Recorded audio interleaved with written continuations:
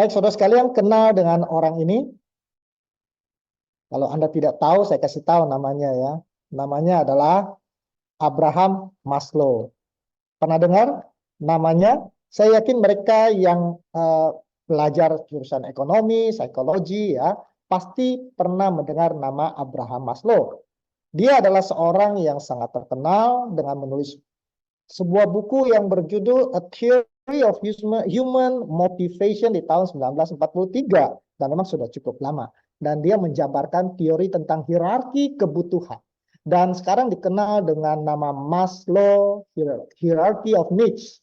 Nah, Maslow ini berpendapat bahwa kebutuhan manusia itu berjenjang. Mulai dari bawah, kebutuhan dasar, sampai kepada puncaknya, yaitu kebutuhan untuk aktualisasi. Dan itu bersusun bagaikan sebuah piramida, ya, dari atas ke bawah. Baik, kemudian Maslow mengatakan bahwa kebutuhan-kebutuhan itu tidak dirasakan bersamaan. Menurut Om Maslow ini kebutuhan itu di bawah harus dipenuhi terlebih dahulu, baru kemudian muncul kebutuhan berikutnya dalam bentuk piramida, yang artinya lebih banyak orang berada di bawah dibanding dengan yang di atas, namanya piramida ya. Nah, teori Maslow ini dianggap sangat baik dan dapat diterima di mana-mana. Misalnya, bisa dipakai sebagai kurikulum sekolah, di mana kurikulum itu tidak hanya bicara one way, tetapi juga mempertimbangkan akan kebutuhan anak-anak sesuai dengan teori Maslow. Begitu juga rumah sakit ya. Dulu kita ingat rumah sakit itu warnanya selalu putih seperti rumah duka ya. Sekarang indah seperti hotel karena kebutuhan orang sakit, kenyamanan orang sakit diperhitungkan. Bagaimana dengan gereja, gospel ya? Apakah Maslow hukum Maslow itu juga bisa digunakan? Nah, Anda lihat bahwa Yesus sudah menggunakan atau mempraktekkan teori kebutuhan Maslow sebelum Maslow itu ada ya. Sebelum bercerita tentang Injil, Yesus menyembuhkan orang buta, orang lumpuh, sakit kusta. Karena itulah kebutuhan basic mereka sebelum mereka bisa berpikir tentang kebutuhan-kebutuhan yang lebih tinggi. Nah, dalam hierarchy of needs-nya Maslow itu 5 tingkat itu seperti ini ya: psikologi, security, social, self-esteem, dan self-actualization. Nanti kita akan bahas satu persatu. Yang paling dasar adalah psychology of needs. Yang pertama adalah psychological ya. Psychological itu adalah tingkat yang paling rendah, yaitu kebutuhan akan makanan, pakaian, tempat tinggal ya. Itu sebabnya negara kita ini sangat penting sembako. Kalau selama sembako ada, tenang ya, orang jarang mau demo. Dan orang tidak bisa berpikir kebutuhan-kebutuhan yang lain kalau perutnya masih kosong. Nah, misalnya ya, kalau ada orang lapar datang kepada Anda minta makanan, minuman, lalu Anda kasih firman Tuhan bahwa manusia bukan hidup dari roti saja, tetapi juga firman Allah yang hidup. Mungkin Anda akan dilempar batu karena yang dia butuhkan saat itu adalah makanan ya. Jadi kita mesti penuhi dulu yang dilakukan oleh Yesus. Dia kasih orang makan roti, ikan. Jadi tidak hanya firman Tuhan saja untuk memenuhi psychological needs. Nah, jadi mudah-mudahan ini kita bisa mengerti bahwa manusia butuh akan makanan. Saya yakin semua sudah sarapan ya, karena itu adalah psychological needs-nya kita semua. Baik, setelah kenyang, maka kemudian perut sudah kenyang, maka atau ada baju juga dipakai, lalu kemudian kita butuh safety net ya, ada tempat untuk berteduh. Walaupun mungkin masih kontrak, ada tempat yang dimana kita bisa tidur dengan nyaman, yaitu kebutuhan keamanan. Misalnya tempat tinggal, bukan hanya sekedar tempat tidur, tapi juga ada tempat yang aman untuk tinggal. Pastikan ada hansip mungkin yang patroli tiap malam. Atau mungkin kalau Anda berjalan malam hari di satu tempat, Anda tidak takut untuk dirampok. Saya ingat waktu saya masih, ini terjadi sudah mungkin 20-30 tahun yang lalu ya, saya bawa mobil di Grogol, berhenti di lampu merah, tiba-tiba ada satu orang mendekati mobil saya, dan kemudian ada batu di tangannya, dan dia mau memecahkan jendela saya. Dan dengan cepat saya buka jendela sedikit, dengan tujuan lebih baik saya kasih dia uang. Tetapi tangannya kemudian malah masuk dan berusaha untuk membuka pintu mobil saya. Dan saya berusaha mencegah dia membuka mobil. Jadi kemudian kita bergumul lah di situ ya. Untung lampu cepat berubah menjadi hijau dan saya cepat-cepat injak gas. Puji Tuhan. Tapi kemudian saya menyadari bahwa jam tangan saya sudah hilang. Menyeramkan ya. Itu sebenarnya pemerintah harus membentuk kepolisian untuk memberikan jaminan keamanan kepada kita. Karena itulah kebutuhan manusia. Baik, setelah kita merasakan rasa keamanan, kita mulai naik kelas. Jadi kita merasa aman, perut kenyang. Kita butuh lagi untuk kebutuhan sosial, butuh untuk dicintai, butuh kasih sayang, butuh dimiliki oleh seseorang atau satu kelompok ya. Menjadi bagian dari satu kelompok. Inilah alasan kenapa orang datang ke klub-klub, datang ke gereja, ya ikut klub hobi, ingin menjadi bagian dari sebuah kelompok. Kalau ulang tahun minimal ada yang ingat, minimal paling tidak ya lewat Facebook lah ada yang mengucapkan ya.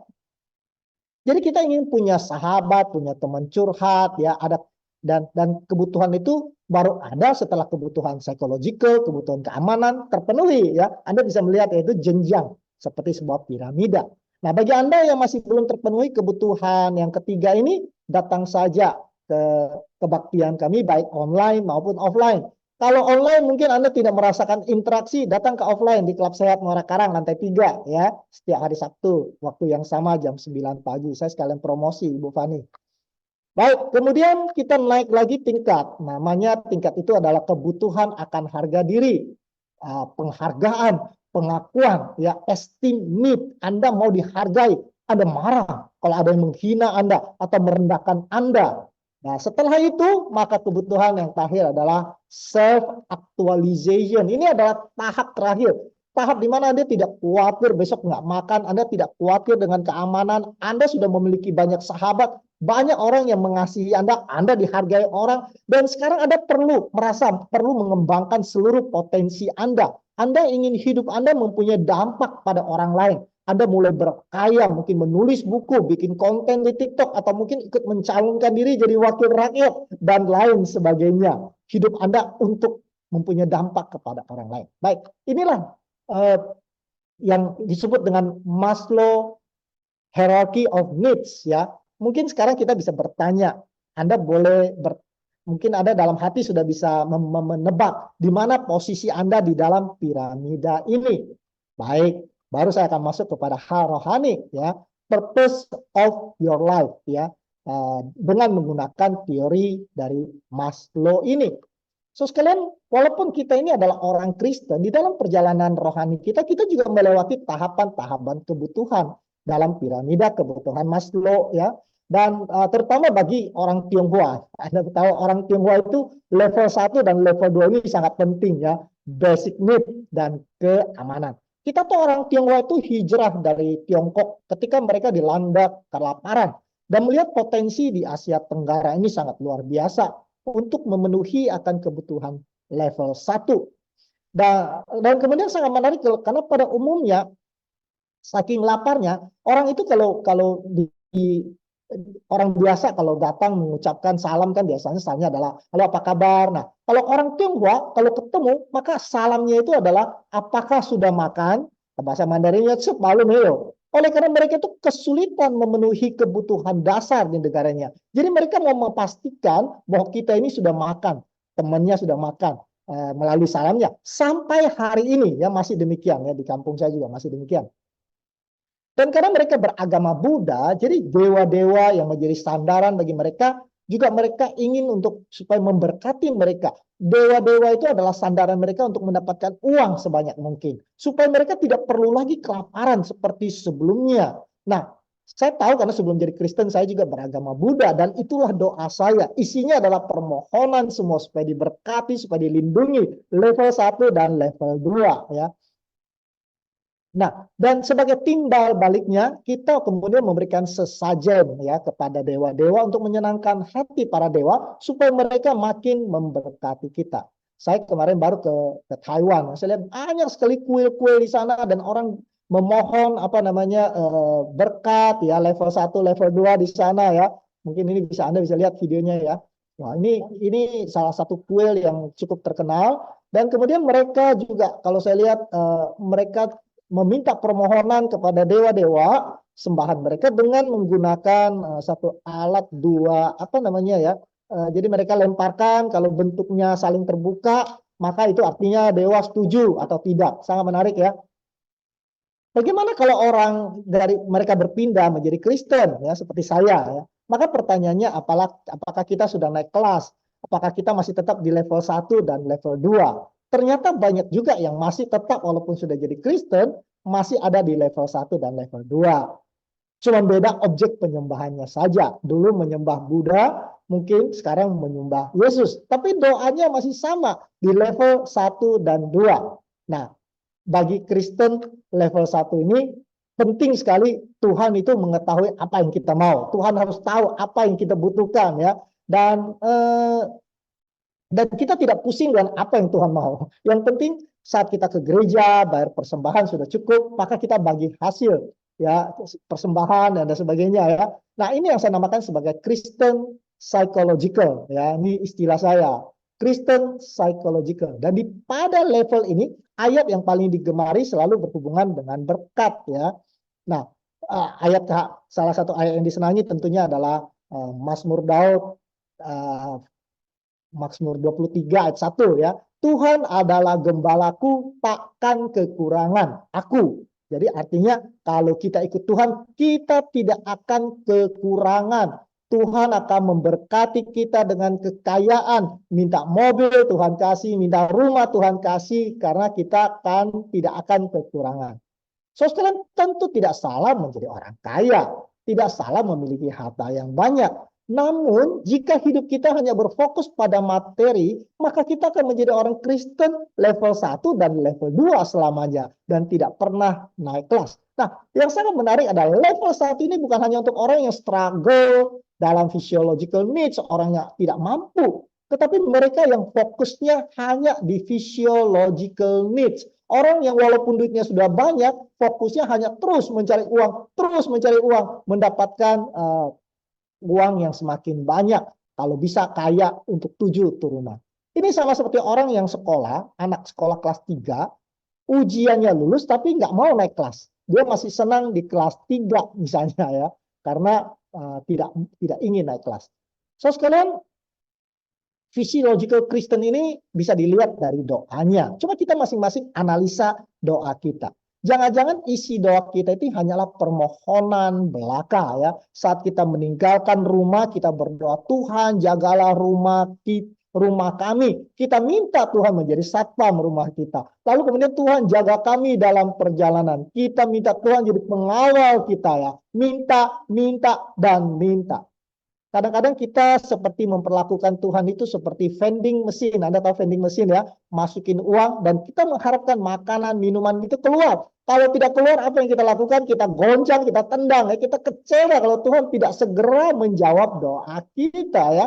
Mungkin saudara katakan, bukankah memang Tuhan mengatakan ketoklah pintu akan dibuka, mintalah kamu akan diberi?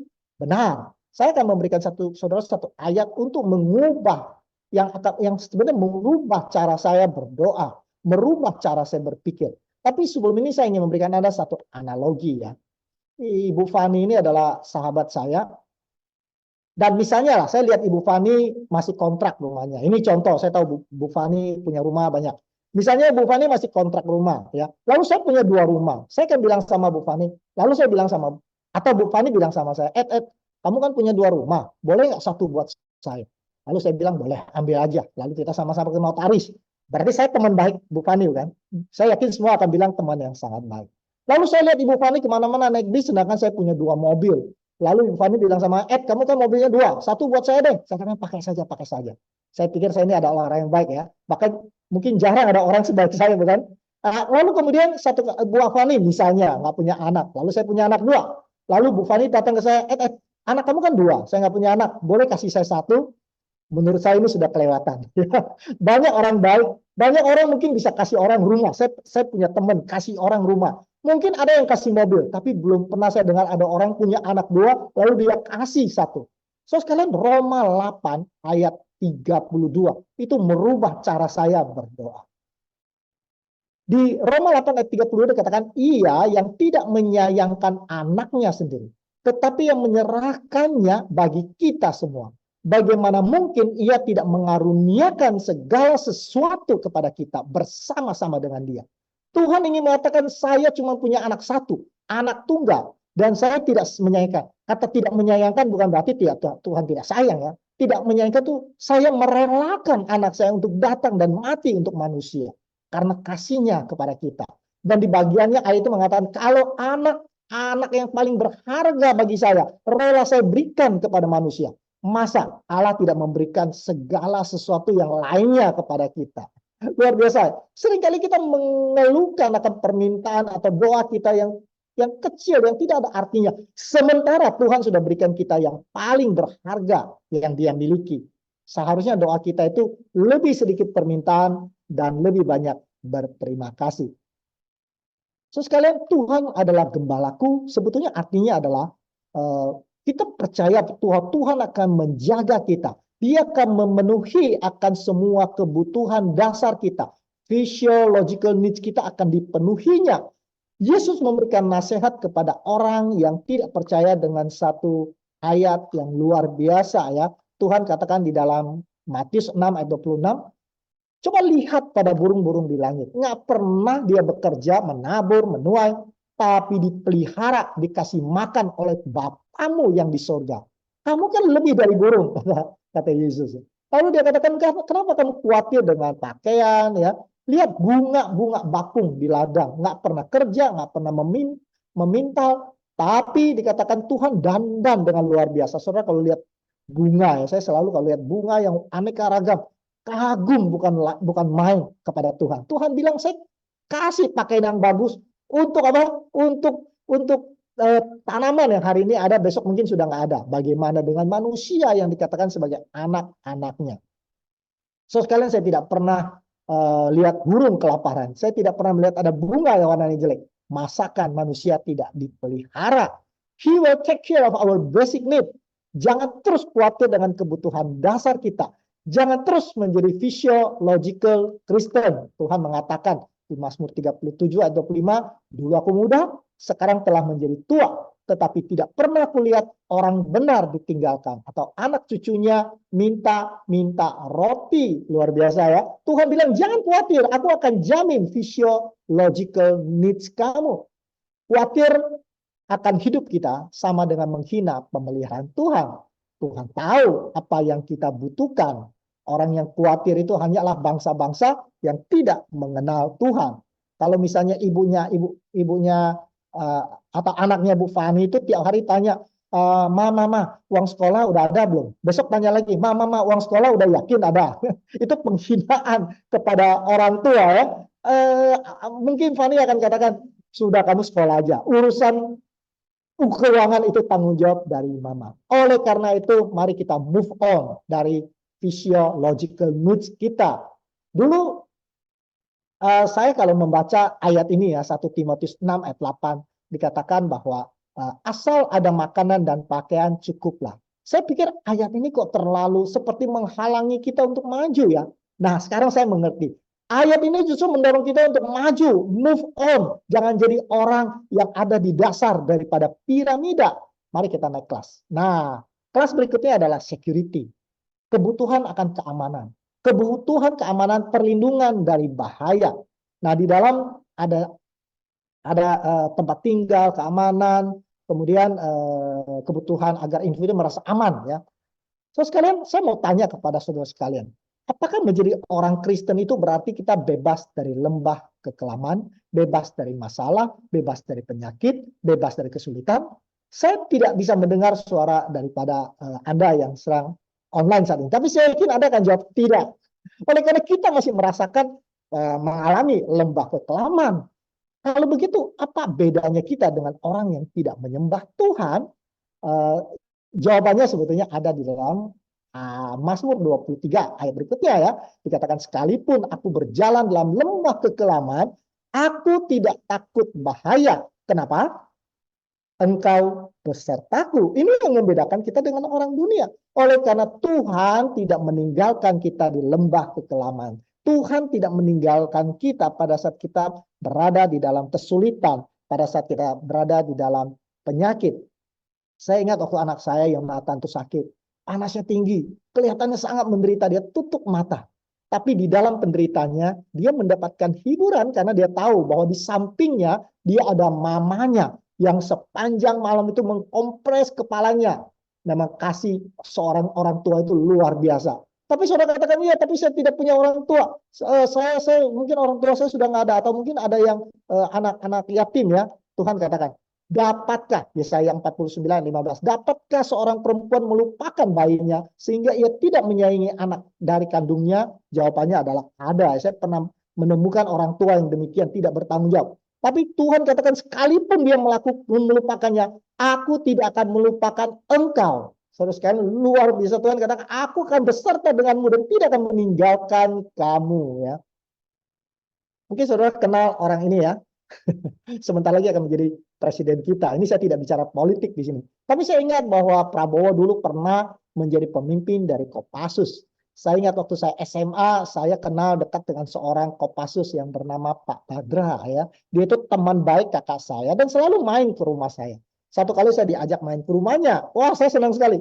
Dia naik Vespa dan bonceng saya di belakang. Nah, walaupun dia adalah seorang Kopassus, bawa motornya itu termasuk cukup pelana ya. Dan tiba-tiba saya lihat ada satu motor dengan suara meraung-raung dengan knalpotnya yang keras, motong motor kami. Dan Pak Badra sangat kaget dan kesel. Waktu itu masih belum pakai helm ya zaman itu ya.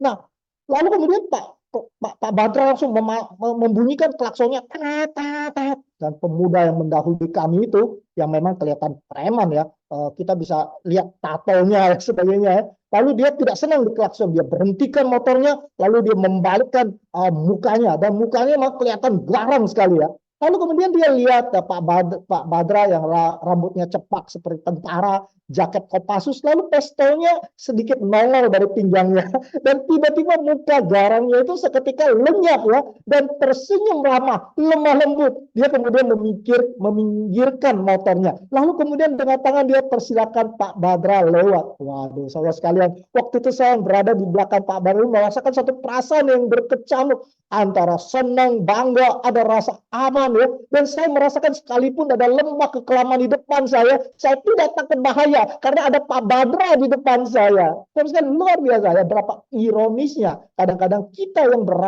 masih berada di dalam ketakutan padahal kita sedang dibonceng oleh Sang Maha Kuasa. Tuhan katakan, aku tidak akan meninggalkan engkau, aku akan selalu bersama denganmu.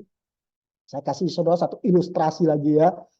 Jadi ada satu cerita mengenai sebuah kapal pesiar ya, di mana tiba-tiba di kapal pesiar itu dilanda oleh satu gelombang yang sangat luar biasa, dan semua orang sudah pada ketakutan ya, tegang, dan mereka semua ada yang muntah, dan di tengah ketakutan semua orang ada yang sudah berdoa. Dia lihat ada satu anak kecil yang sedang duduk ya, lalu kemudian dia sedang membaca ya, seperti tidak ada masalah. Lalu kemudian orang-orang mulai aneh melihat pemandangan ini. Kemudian ombak badai sudah berlalu, dan kemudian ibu-ibu mulai kumpul dan kemudian mengelilingi anak tadi. Lalu dikatakan, anak nggak tahu bahaya, ombak tadi begitu besar, apa kamu tidak takut tenggelam? Lalu anak itu dengan tersenyum mengatakan, mengapa saya harus takut? Nahkoda kapal ini adalah bapak saya. Dia percaya kepada bapaknya yang adalah nahkota. Saudara sekalian, bukankah Tuhan kita adalah nahkoda di dalam kehidupan kita? Murid-murid Yesus juga pernah merasa takut ya. Lalu Yesus katakan kepada mereka, mengapa engkau begitu takut? Mengapa engkau tidak percaya? Bukankah aku beserta denganmu? Saudara sekalian, ada 365 ayat mengenai jangan takut dalam Alkitab. Satu ayat untuk satu hari. Mungkin saudara masih dalam keadaan tutup kamera, atau mungkin saudara tidak bisa mengaktifkan mic Anda. Tapi saya mau saudara bersama dengan saya. Mari kita ucapkan bersama-sama supaya kita ucapkan bahwa aku tidak takut karena Tuhan besertaku. Mari kita ucapkan bersama-sama di tempat di mana Anda berada. Aku tidak takut karena Tuhan besertaku. Oleh karena itu Tuhan ingin kita move on dari ketakutan kita. Supaya apa? Supaya kita naik kelas ya. Supaya kita naik kelas. Mari kita naik. Sekarang kita naik ke kelas 3. Kebutuhan apa sekarang? Kebutuhan sosial. Ini adalah kebutuhan di mana kita butuh akan cinta, kasih sayang, butuh rasa memiliki, dan butuh menjadi sebagian dari satu kelompok. Semua kebutuhan nomor 3 ini baru ada setelah Anda melewati atau terpenuhi kebutuhan nomor 1 dan kebutuhan nomor 2. Saya soskan seorang dokter namanya Dr. Vivek Murthy. Murthy ini dia meneliti dan dia katakan di zaman modern ini manusia harusnya lebih tentram, tapi dia katakan bahwa justru manusia itu makin merasa sendiri, makin merasa lonely, makin merasa kesepian. Dan dia penyakit ini merupakan satu penyakit seperti COVID yang juga menular katanya, epidemi.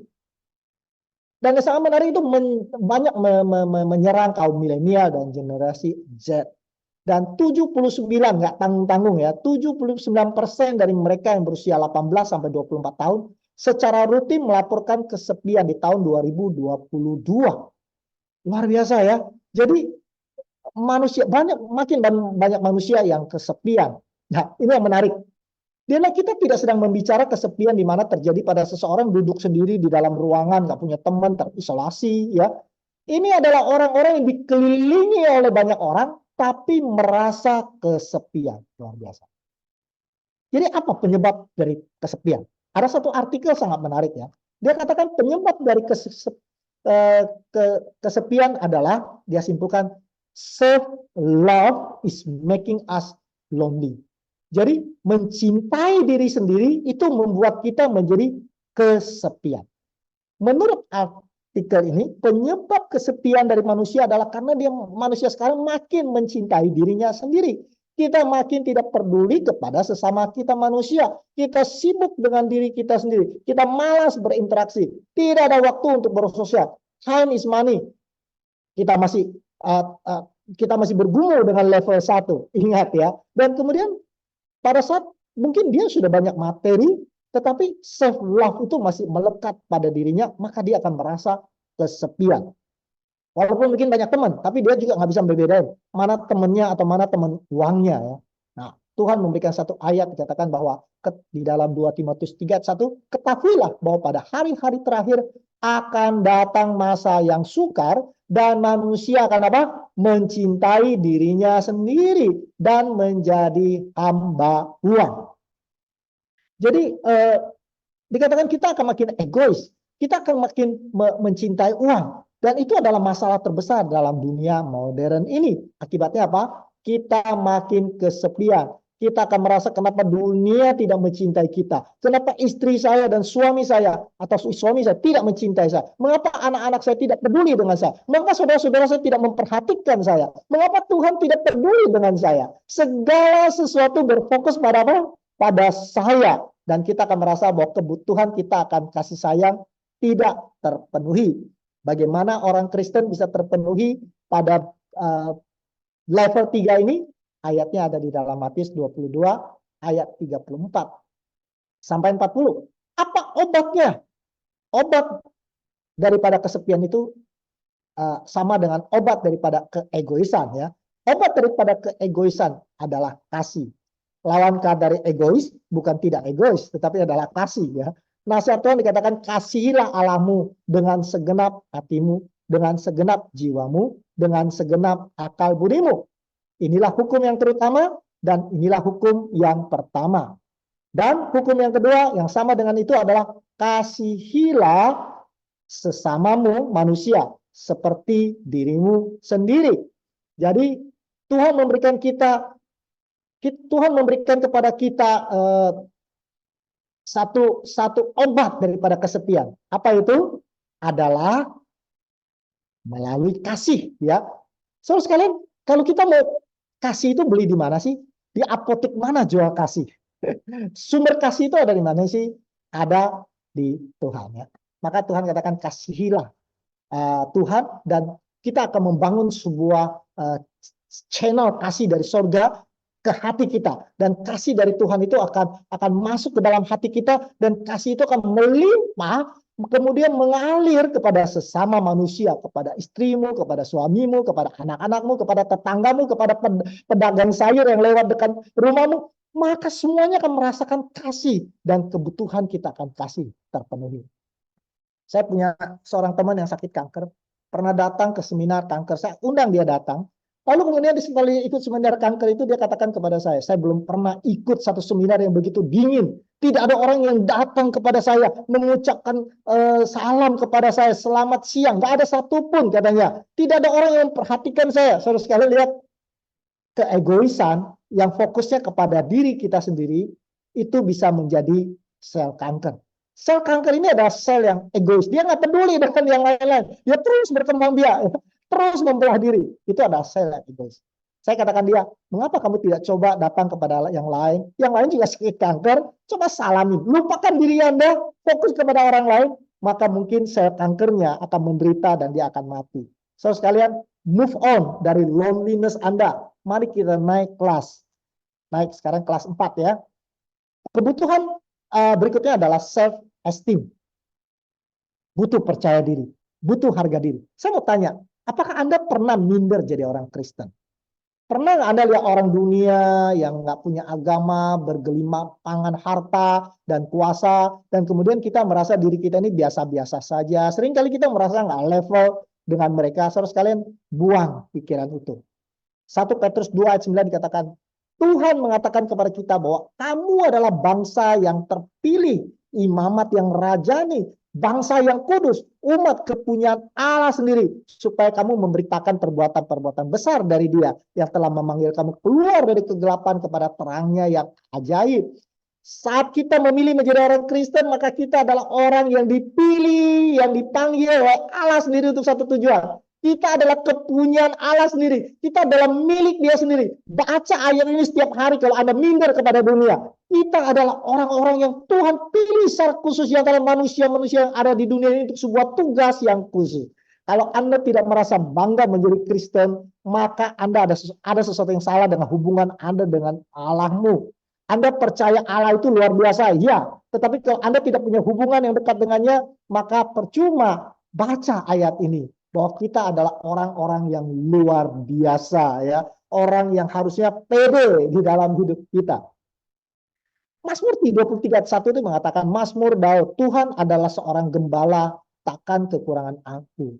Kalau Anda teliti, Anda akan bersyukur bahwa ayat ini bunyinya tidak demikian.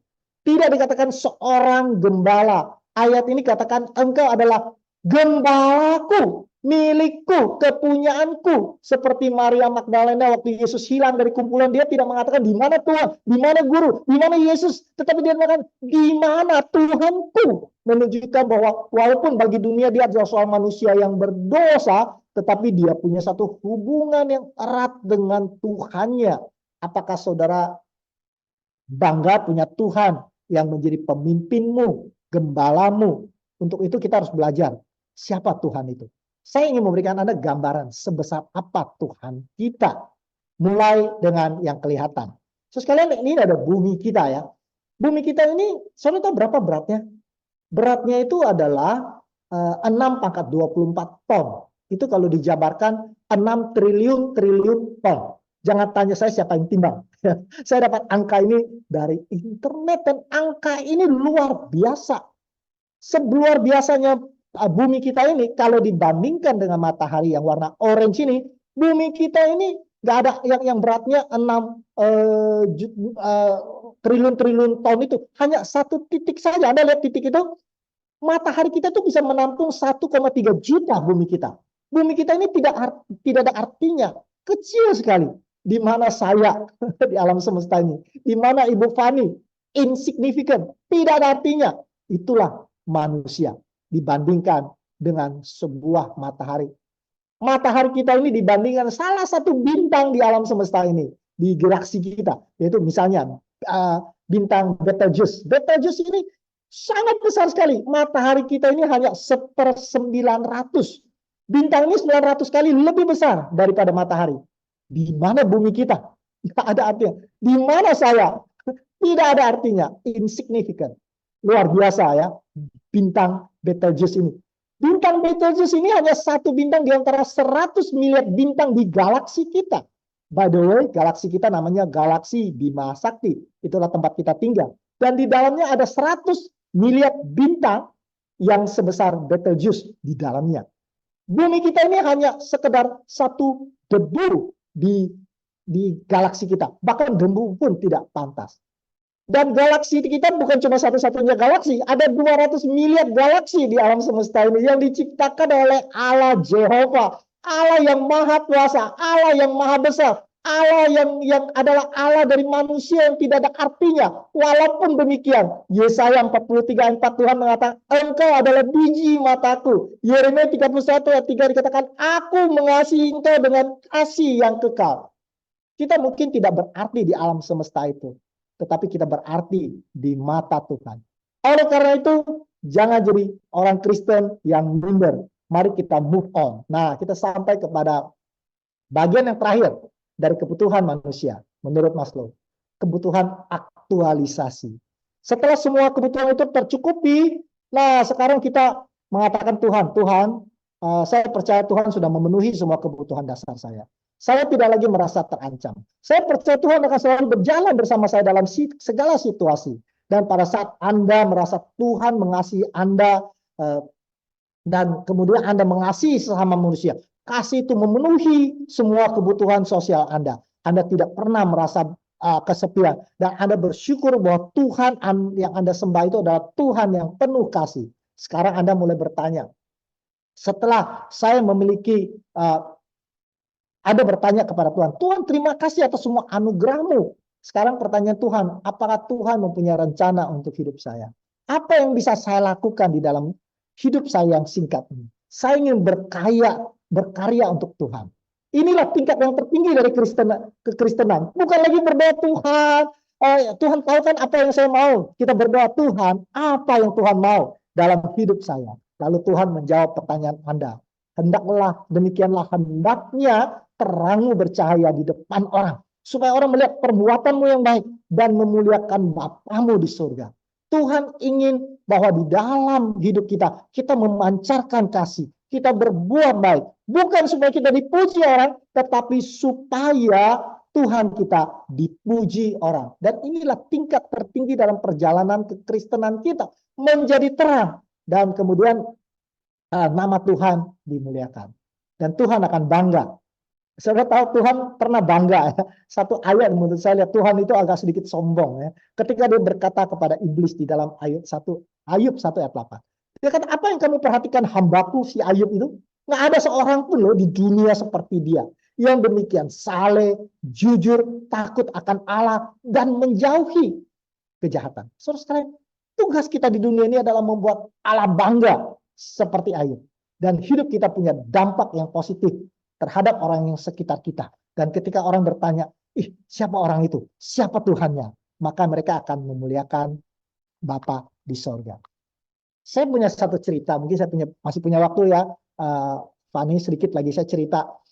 Saya ingin sekali menjadi Ayub. Satu kali saya berkata, Tuhan, saya pengen menjadi Ayub dan saya pengen membuat Tuhan bangga ya. Tuhan, saya ingin menjadi terang sehingga orang yang melihat saya lalu kemudian mereka akan memuji Tuhan. Lalu setelah saya berdoa demikian, satu kali pegawai saya tidak masuk, lalu saya harus menggantikan dia. Dan saya naik taksi ke satu perusahaan di Sudirman ya. Nah setelah saya berdoa demikian, saya naik taksi, kemudian taksi itu sampai di tempat di kantor saya berada, di Semanggi, belok kiri. Saya lihat taksinya itu 65.000. Lalu kemudian saya lihat, nggak bawa uang kecil, saya pikir saya kasih dia 10.000 tips, jadi 75.000. Jadi saya kasih dia 100.000, saya bilang, Pak, kembali 25.000 saja. Lalu Bapak itu buka-buka dompet, dia bilang, aduh nggak ada 25.000. Saya bilang 20 aja nggak apa-apa. Aduh nggak ada 20.000, saya bilang, ya udah 10.000 aja. 10.000 juga nggak ada. Jadi akhirnya saya bilang, ya sudah kalau gitu. Lalu saya keluar, naik taksi 65.000, saya bayar 100.000. Dalam hati saya agak komplain juga ya. Terus saya tiba-tiba ingat, tadi pagi kan saya berdoa untuk menjadi berkat bagi orang lain. Mungkin Tuhan kirim tukang taksi ini. Mungkin keluar istrinya sedang sakit. Mungkin anaknya sedang sakit, dia butuh uang. Tambahan 35.000, puji Tuhan ya. Besok saya mesti pergi lagi. Dan saya minta kepada istri saya, tolong siapkan uang kecil ya. Jangan sampai kayak kemarin ya. Sudah berdoa. Tapi kemudian itulah manusia ya. Sekarang saya siapkan uang kecil. Naik taksi sampai di Sudirman juga 65.000. Saya sudah siapkan uang 75.000 kali ini ya. Tidak ada alasan tidak ada uang kembali. Tiba-tiba tukang taksi bilang, Pak, Bapak orang Kristen ya? Saya bilang, iya. Kok bisa tahu? Ya, tadi Bapak mungkin, ya mungkin saya nggak tahu, saya apa nyanyi, apa bawa sekolah sahabat. Dia bilang, saya juga orang Kristen. Lalu dia kasih tahu gereja dia itu tempat di mana anak saya sekolah. Saya, aduh Bapak itu kasihan sekali ya. Oh, apa namanya, celananya sudah sobek-sobek, bajunya juga agak sobek-sobek. Nggak tega saya kasih 75.000. Akhirnya saya kasih dia 100.000 juga. Hari ketiga saya kapok naik taksi. Saya naik busway. Naik busway 3.000 perak. Nah, kemudian waktu saya naik busway menuju ke Semanggi, di depan saya ada seorang cewek umur mungkin hanya 17-18 tahun. 15 menit dia di depan saya, tiba-tiba dia pingsan, ya jatuh karena memang agak padat.